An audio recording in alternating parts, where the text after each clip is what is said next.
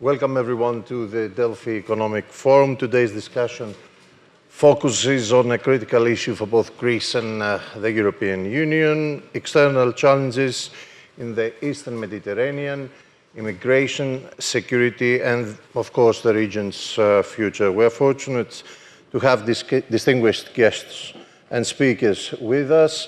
Mr. Dimitris Avramopoulos, member of the Greek Parliament, former EU Commissioner for Migration, Home Affairs and Citizenship, 2014 to 19, 5 years. He brings his invaluable experience in leading the EU's response to migration challenges. Her Excellency Laurence, Auer, Ambassador of France in Greece, will offer insight, of course, into the French perspective on EU's Eastern Mediterranean strategy. Dr. Othon Anastasakis, Director of the European Studies Centre, St. Antony's College in the University of Oxford in the UK. He will provide academic expertise on regional security dynamics. And last but not least, Mr. Constantinos Filis, Director of Institute of Global Affairs and Professor to the American College of Greece. Of course, Greece, geographically located at the crossroads of Europe, Asia, and Africa, bears the burden of migratory flows and plays a crucial role in the EU's border security. The Eastern Mediterranean region itself is experiencing complex security challenges, and all these further amplify the critical issues in the region.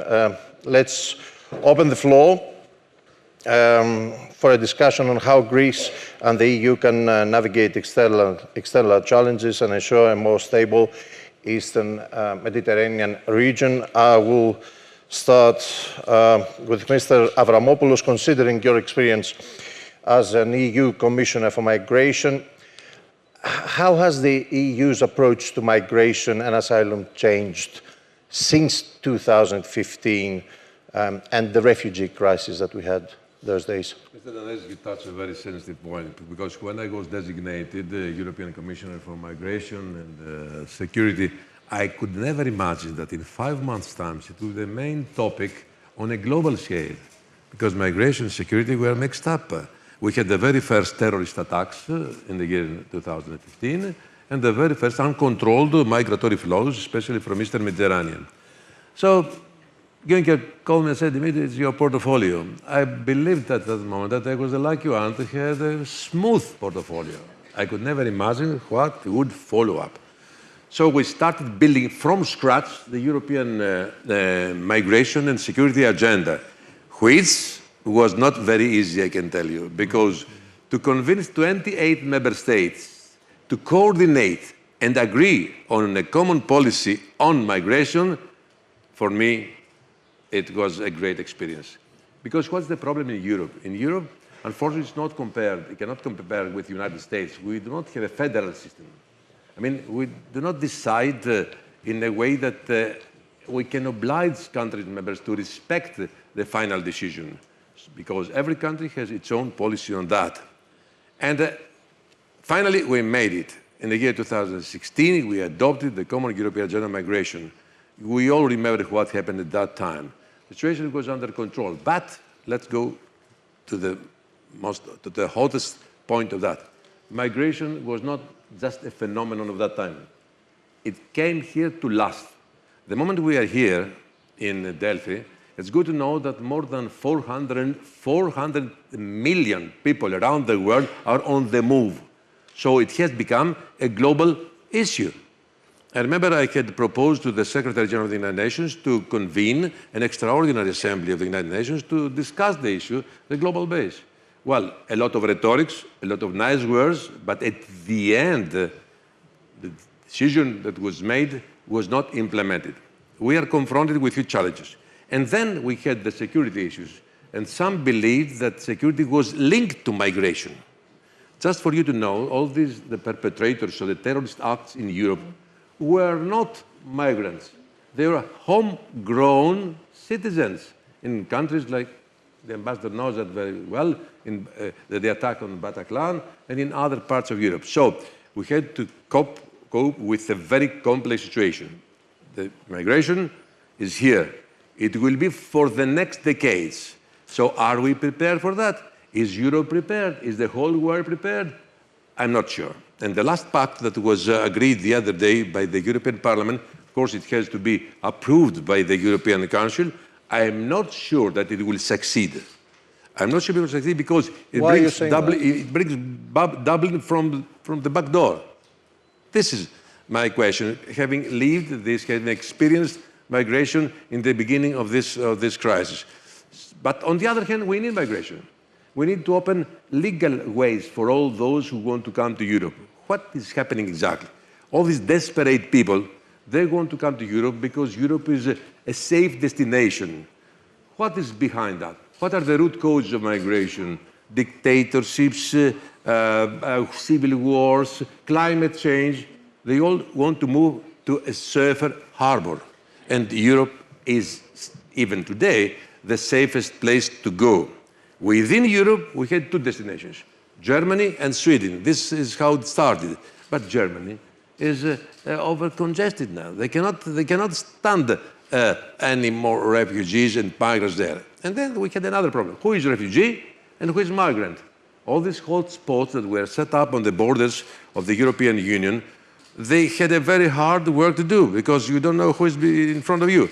And something which is also a problem, I try to sum up on what I have lived. Yeah.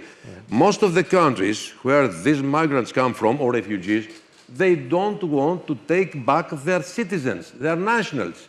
They do not recognize them. I was in Pakistan, I met the authorities in Bangladesh. Believe me, it was very, very difficult.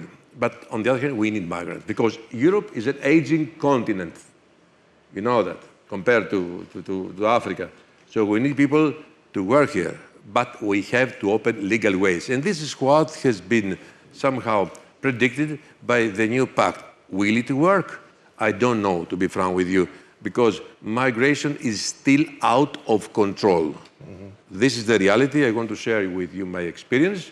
And then we have to see how is it linked with security issues. But is this phenomenon going to intensify?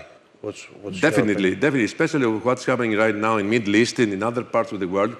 It's going to become bigger and bigger in the future. You see what's happening in Ukraine, for instance. More than 4 million refugees have crossed the borders of Ukraine with neighboring countries like Poland and Hungary. There's a difference there. Let me focus on that. You know that populism and nationalism is on the rise in Europe. It is not to laugh with what I'm going to say, but there were some politicians from former Eastern European countries who said, okay, we are ready to accept because they do not agree in sharing the burden in the spirit of responsibility and solidarity. But we want them to be blonde, Christians, which means that there's a sort of racism. Cherry-picking. Cherry-picking. So it's not the case. Right now, Europe is under pressure from both sides. From Ukraine, because there are still flows from this country because of what's happening there, and from Middle East, because of what's happening in Gaza and in the other countries of the area. Libya is a big problem for us because it's a failed state, you know that. So it's an open corridor. It's a paradise of smugglers and traffickers. They use the eastern part of Libya under General Haftar. Sorry, I do not nourish great respect for this guy, who has opened the doors for uncontrolled flows towards Italy mostly, and of course Greece. Cyprus is also under pressure right now. So we have to cope in a spirit of responsibility, always respecting the human rights aspect and of course the international humanitarian law. So it is a complex situation. I don't think that we are very well prepared for that. Theoretically we are. Rhetorically we are. But in real terms, it is not easy. L'ambassadrice de France, the ambassador of France will tell us more because France has a great experience on migration, on legal migration, of course, but France is one of the destinations of I all would these like your desperate views on that. Thank you very much. I would like your views on that. Thank you very much to invite me, first of all, for the Delphi Forum. It's a great honor to be here on my first year of a mandate and to share this panel today. Of course, I share the views with Dimitris about the stake which is going on the migration issues. I was an ambassador of France to Skopje when the big crisis started, and we always thought it not only as a technical problem, migrations, but also a political problem and a foreign affairs problems, because we will see in this current situation that it's at stake. It's divisive in European societies, especially in a year of European elections. It is also something which happens as crisis. We'll probably speak again about Ukraine or Gaza, but it's as a whole, if I take the present situation, a big step to know and to consider that we were able to adopt the Migration Asylum Pact that was approved by Parliament last week. As you know, it was a long way to reinforce the control of external borders of the EU and to settle the whole different elements of the pact. And as a matter of result, I would say that all the principles that we wanted in the pact is which are control of the borders, but also solidarity within the different member states and an external policy about what we should do with the countries of origin are in the pact. Of course, it will not be implemented before the European elections. It will take steps to it, but the different aspects of the pact is really a new step, which is very important. From 2026 already, we will have the different aspects of the different regulations we will put into force, and we will see the results. As a French representative to Athens, what I want to say is that you cannot have just a policy and not taking bilateral steps to make it work.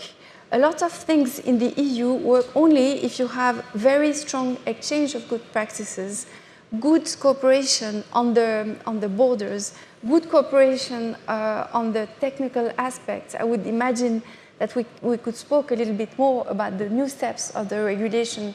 For instance, the Schengen border regulation, the Schengen aspects of what we are going to improve with digital means, but all that exists between France and Greece. With all the tools and the human capacities that we have, we consider today that it's one of our most important cooperation. I always say security is our most important cooperation between France and Greece. It includes the military, it includes the civilian, and this is migration, one of the important steps. Why do I speak about both of them? Because today it's what we call in the global geographical and geopolitical new context with Ukraine and Gaza, what we call asymmetric threats. It's not only that you have military threat or you have a threat that can happen because of a danger that comes from an attack, as we mentioned, Charlie and terrorist risk that was happening. It can encompass other type of threats, which we have to cope globally and together. So that's my first answer. You have to be aware that it's a very good result that you have a new migration and asylum pact. We are relieved that we were able to finish this package of legislation, which took us ages. We started in 2018 and 19 and 20, that we have that to be put into force now. But it is true that if you consider all the bilateral tools that we have between France and Greece, we can do much more on steps and giving information and have concrete results to show our citizens that this is an important issue that we can take globally as the EU. Thank you, Mr. Anastasakis. I would like to move on a bit. The European Union has been working on securing agreements with various third-party states to address the migration challenges. Are these agreements effective? Thank you very much, Mr. Danezis. It's a pleasure to be in this panel, first of all, let me say. But also, if I can just at the general kind of level, I would like to do two things. The first one is to relativize the issue of migration and to say that this is an old kind of process of humanity since the beginning of humanity. So migration, and that's what I always tell my students, it's not a phenomenon of today, and we're not kind of being confronted with a terrible situation now. It's been all across the humanity's history. So in that respect, what we are faced today is the notion of migration in the context of the national state, but also of the European Union. This kind of post-empire, post-colonial kind of context. And that's why it can become exclusionary often, and at the same time it is being securitized, because that securitization is very much about the perceptions of the people and how they understand and perceive this phenomenon as being something which threatens their security. So in that respect, it's something that it's been there all along. The second thing that I would like to do is to de-Europeanize the issue and to say that, yes, we know that Europe and the United States, for that matter, and some other Western countries, including Australia or Canada, they're very attractive destinations for migrants that come from disadvantaged areas around the world.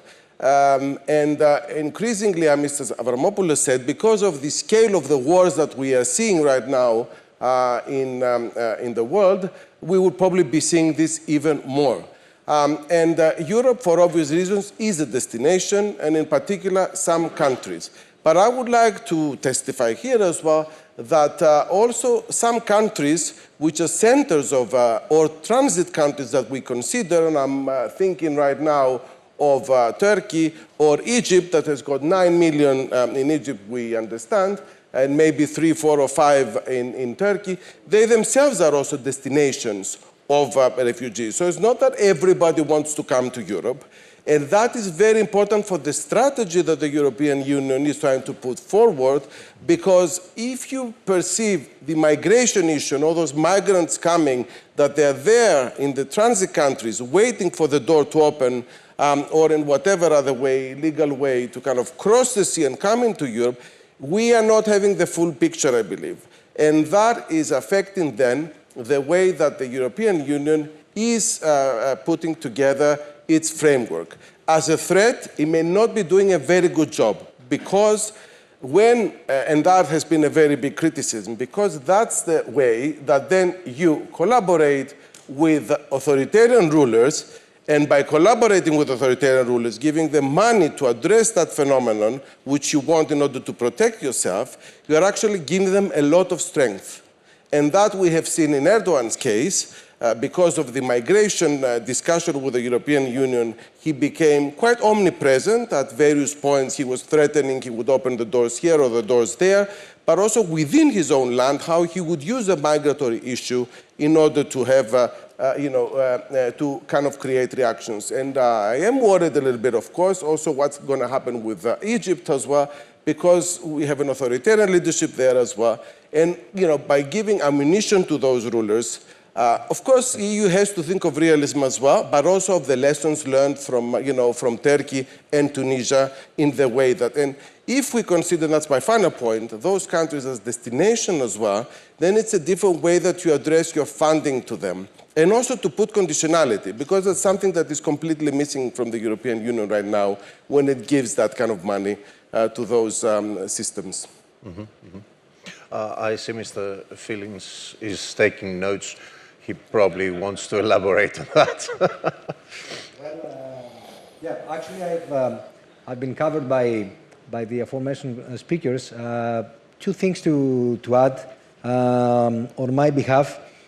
First, the demographic shifts and the explosion in Africa.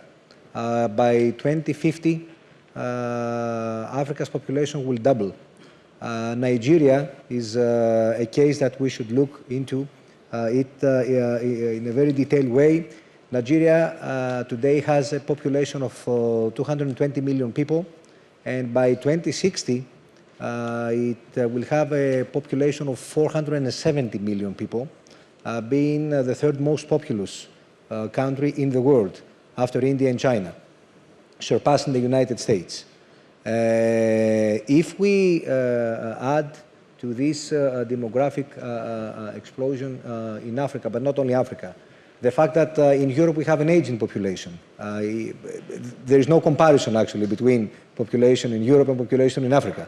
And the fact that we have the climate crisis, for me it's not a climate change anymore, it has turned into a crisis, then we should start preparing for, let's say, legions of migrants in the coming years, especially in the case of Europe.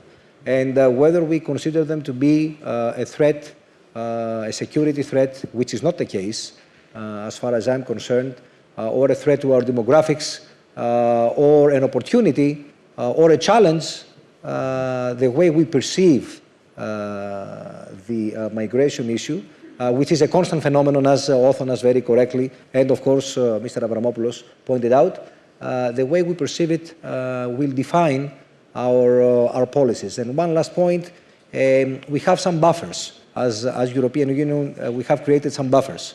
Countries of origin, neighboring countries, and of course, in the case of Greece and Italy, the countries for first reception, or Spain in the past, Cyprus nowadays as we speak.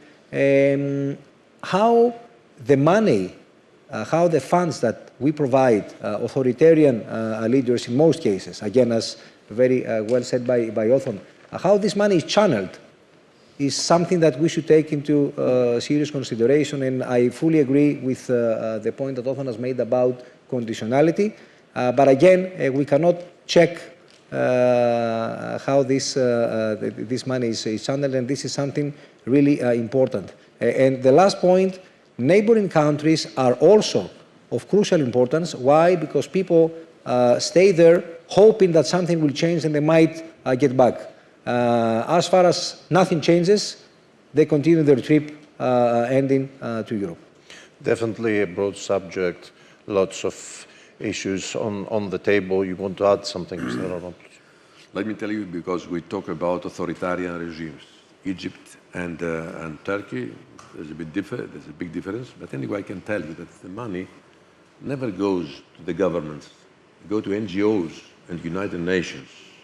So European Union is not funding the countries. The problem is when some governments in Europe announce that they are not keen anymore to provide with financial support these countries. What will happen? Because regarding Turkey, I can tell you, because I had visited even Gaziantep's camps and all these things, they've done a good job. Because the so-called EU-Turkey statement was very much respected and implemented till 2019. And it's not about 3.5 million refugees. There are 5 million around. In Egypt, as you very correctly said, there are 9 million. Our cooperation with these authoritarian regimes have produced results. And I can tell you something, because I had lived it from the time I was Minister of Foreign Affairs till the period I was Commissioner.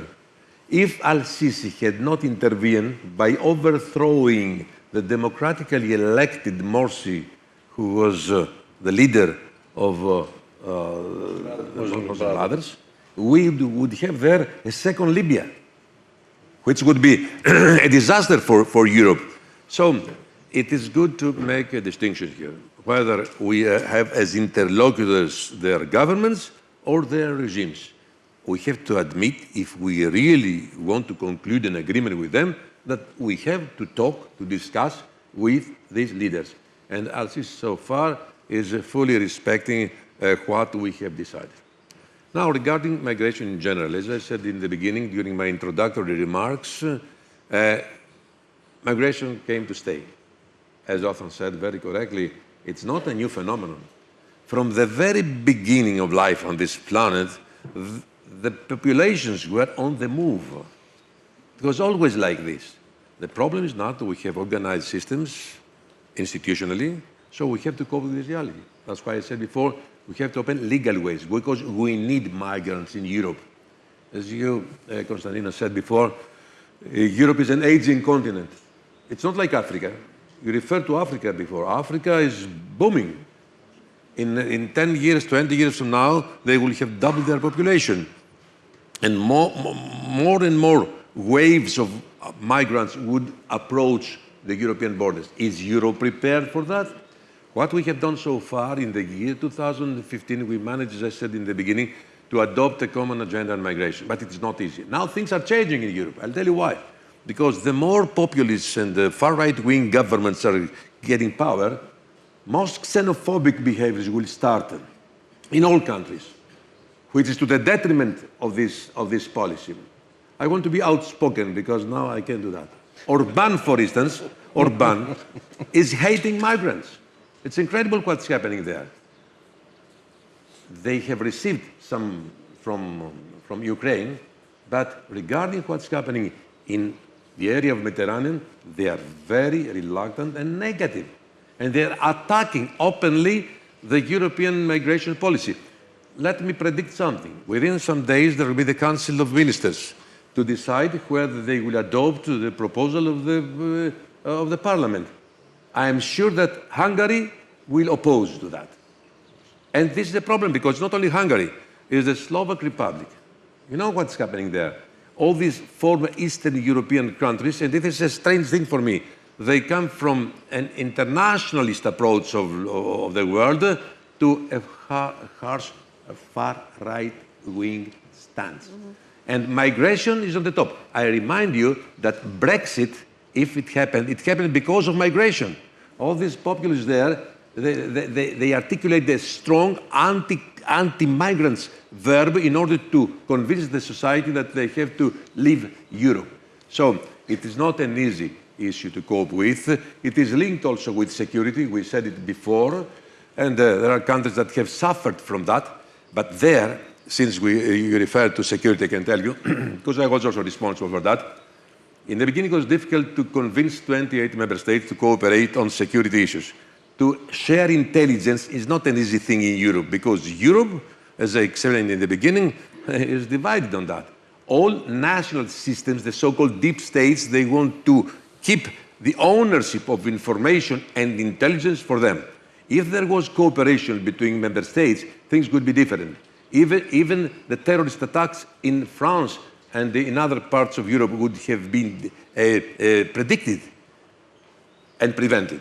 But it didn't happen. Now they work. Europol is upgraded, is beefed up. It has become a web of information and exchange intelligence and all these things. So now it works. But it is linked to migration. This, for me, is not right. It is an easy way to explain why do we have terrorist problems in Europe. It has to do with other things. It had to do with, for me, a wrong decision in the year 2012 to destabilize the regimes in Northern Africa. We Europeans must understand one thing, that democracy is not exported. You cannot find it in the supermarkets or the shelves and buy it. So we push them and we managed to destabilize the region. And this is what gave birth to terrorism. And I'm sure that we're going to suffer a lot because of what has happened later on in countries like Afghanistan, like with the Taliban and all these things. So this has not to be mixed up and amalgamated with migration. Migration is a phenomenon, as we said before. We have to cope with that. We need migrants. We have to open legal ways for that. And this is the basic thing upon which all member states should agree. But as I told you, it is difficult because things are changing, governments are changing, and we are in view of big political transformation within the European political system. To be frank, I'm not very optimistic for the future because of what is happening. Sorry, Mrs. Ambassador, I can tell you that I know that you are not involved in politics, but the rise of Mrs. Le Pen in France might be one of the problems of Europe in the future. Sorry. Mr. Avramopoulos, there's no doubt you are very outspoken. I think we all agree on that. Your Excellency, Yes. what are the key priorities for France in promoting stability and security in the region? Yes, I think as a diplomat, I think it's very important to stress what is the context of the region, Oriental in the Mediterranean that we have, which has changed dramatically since we have the aggression of Ukraine, the war launched by Russia. We don't only have a migration crisis that could come from countries who are failed states. I mentioned here again Libya, and we could speak about Syria, and we will have to speak about what's happening in Gaza. But definitely what happened in February 2022 changed completely the geostrategic situation towards Turkey, for instance. Turkey today is a country. I was listening to what was said in the Turkish-Greek relationship. If you take the viewpoint of France, the dialogue between the two countries is very positive, because we need we cannot consider that between Turkey and Greece a new period of tension arises. We are neighbors of a war, just 1,000 kilometers from here. So, meaning that, of course, we know that migration is a key element of stability in Oriental Mediterranean, but as a whole, what have been doing the EU and France since 2022 is trying to secure that our principles, our borders, but also the 5 supports to Ukraine is unconditional, goes as long as it takes, involves Greece, and in this context, Aegean waters and the discussion on migration takes place. If you see what we are going to do next week at the European Council, we start again the discussion with a paragraph which has been discussed to know if we start EU-Turkey dialogue. And as you remember, in 2016, it was the key position of the EU to have this agreement. And as a former commissioner, you know by heart that it was key to avoid a much larger humanitarian crisis and the migration crisis. It was to discuss about Turkey. So what am I trying to say here? France's position is strong in Greece because we signed in 2021 a new strategic agreement with a mutual assistance clause, meaning that if anything happens in the neighbor of Delphi, we are committed. It was very important to stress it again today because we have launched initiative together. We launched an initiative with Cyprus, Greece, and France towards humanitarian maritime corridors. That was in October. We also have launched an initiative on the Red Sea. It is an operation that started on the 19th of February on the Red Sea, meaning that little by little we are consolidating a very operational, a very crucial within the bilateral agreement. We consider we have 200 exercises per year. We just had one yesterday, 7 Rafales from France, the Rafales from Greece, and we were able to exchange good practices with the Qatari Rafales, for instance, to secure that whatever the frame is within NATO or EU, between France and Greece, we are able to cope very quickly with any type of crisis. Let me not extend my comments about Ukraine, but everybody has to remind that in the last 2 years, the European Council had dedicated the main elements of its positions to get a consensus on Ukraine, 13 rounds of sanctions, and we managed it. It is a unity, solidarity, whatever we can think about, whatever government is now taking steps for political reasons, we have that. And the same with Gaza. And the last time we met, it was a frank launching of a ceasefire. Just to finish with, what is the role of France? just on the 9th of April, we signed between France, the President Sisi of Egypt, and with the King of Jordan, a new appeal for ceasefire in Gaza. So, meaning that all what the Greek government and the tours that the EU went with Prime Minister Mitsotakis to Egypt is key to the stability we are all aiming at with all our different positions. Greece will join, hopefully, the United Nations Security Council after the elections in June, and we will continue working all together within that direction, going towards peace element and regional stability. And you can count, of course, on France to continue. We're running out of time, Anna. Sorry. Because we just have 5 more minutes for this discussion. The topic is very, very broad, and we can stay here for quite a long time. Mr. Anastasakis, I would like to comment the Turkey's foreign policy on the security in the area. Yes, can I do something before that? Because it's been an interesting migration. An answer of 2 minutes, that would be great. It's been an interesting migration discussion, and what I would like also to do here is to maybe suggest whether we can, and because we're also in the business of silver lining in our university, Calypso Nikolaidis is here, and we've been working a lot on seeing the rosy picture as well. You're a person like this, Mr. Avramopoulos. Can we see the migration space in the Eastern Mediterranean as a positive space of communication? Because the big success of the statement between EU and Turkey is that it managed to keep the dialogue between EU and Turkey open at a time when the channels of communication and the accession chapters were all frozen. That was a big success. It's something that we could do, but also involve the civil society very much into this. We've got examples from Turkey again on this. As for the role of Turkey that you've been asking, my understanding, and it's going to be very brief, of course, is that it is making an effort right now to normalize relations with neighbors. It hasn't been a very good experience so far. And at the same time, because Turkey is in really economic dire situation, it needs the funding of the European Union. I was believing all along that one way that one can discuss with Turkey is through the economic channel, because Turkey, without Europe, cannot continue to be an economy which is prosperous. And in that respect, I think there is a good kind of ground there for Turkey also to be a more constructive and stop having those kind of hostilities. They themselves understand that those hostile relations with neighbor haven't helped.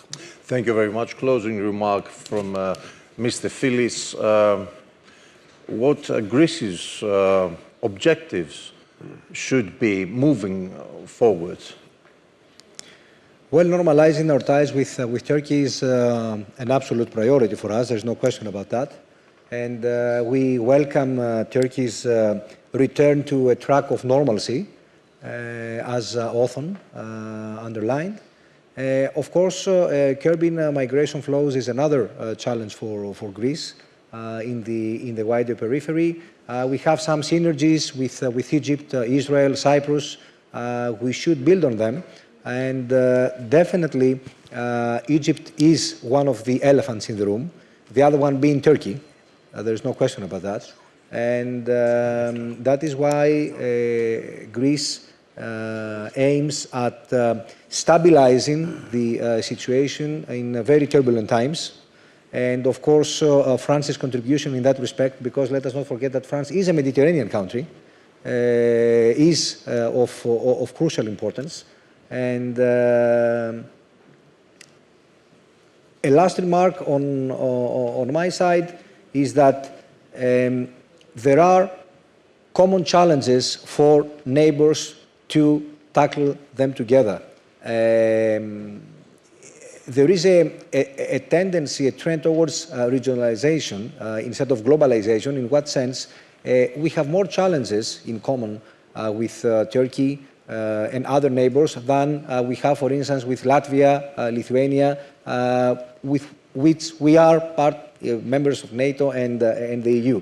So we should also see how we can build and develop synergies because challenges are common between neighbors and we don't have the luxury to ignore them.